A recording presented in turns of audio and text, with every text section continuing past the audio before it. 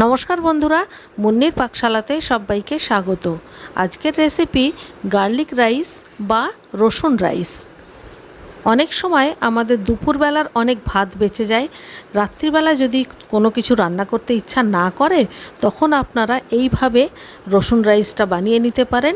এটা বলতে গেলে ওয়ান পট মিল, একটা জিনিসেই কিন্তু রাত্রের ডিনার কমপ্লিট হয়ে যাবে। দুবাটি ফ্রিজের ভাত একটু গরম করে নিয়েছি।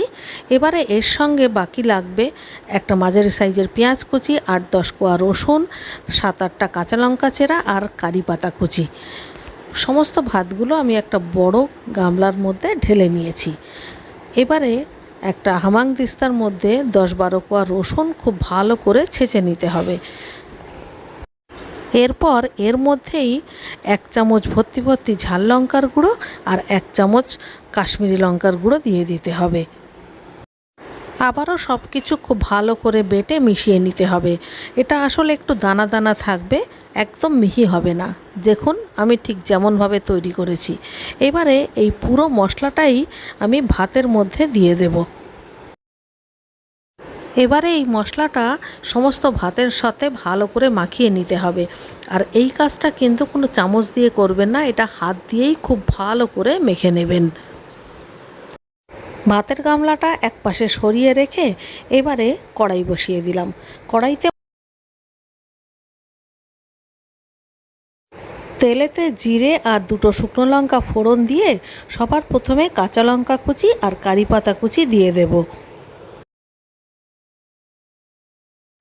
1 মিনিট মতো নাড়াচাড়া করবার পর যখন একটা সুন্দর গন্ধ বেরোবে তখন এর মধ্যে কুচানো পেঁয়াজ দিয়ে দিতে হবে।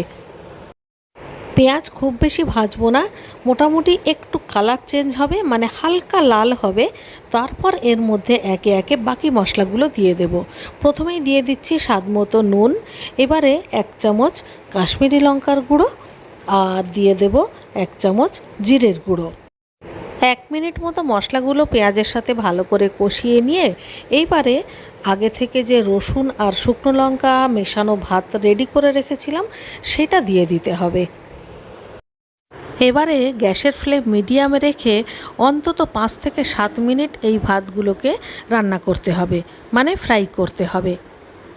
যেহেতু এই ভাতের মধ্যে আমরা কাঁচা রসুন বাটা মিশিয়েছিলাম, তাই 5 থেকে 7 মিনিট ধরে ফ্রাই করতে হবে, যাতে করে ভাতের মধ্যে কোনো রকম কাঁচা রসুনের গন্ধ না থাকে এবং বাকি যে মশলাগুলো দিয়েছিলাম সেই মশলাগুলোও যাতে খুব ভালোভাবে ভাতের সঙ্গে মিশে যায় এবং ভালোভাবে কুক হয়ে যায়, যাতে করে ভাত থেকে খুব সুন্দর একটা ফ্লেভার আসে। ভাতের কালার যখন চেঞ্জ হয়ে আসবে তখন এটা রেডি। এবারে ওপর থেকে একটা পাতিলেবুর অর্ধেকের পুরোটা রস ওপর থেকে ছড়িয়ে দিতে হবে আর ভালো করে নাড়াচাড়া করে মিশিয়ে দিয়ে গ্যাস বন্ধ করে দিতে হবে।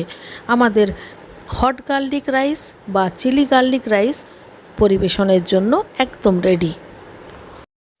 গার্লিক রাইস পরিবেশনের জন্য তৈরি। আমি আজকে অমলেট দিয়ে পরিবেশন করছি। আপনারা চাইলে ঝাল ঝাল আলুর দমের সঙ্গেও পরিবেশন করতে পারেন, এটা দুটো দিয়েই ভালো লাগে। এছাড়া গার্লিক রাইস কিন্তু এমনি এমনি খেতেও ভালো লাগে। ভিডিওটা শেষ পর্যন্ত দেখার জন্য অনেক অনেক ধন্যবাদ। দেখা হচ্ছে পরবর্তী ভিডিওতে। ততক্ষণের জন্য সবাই ভালো থাকবেন, সুস্থ থাকবেন।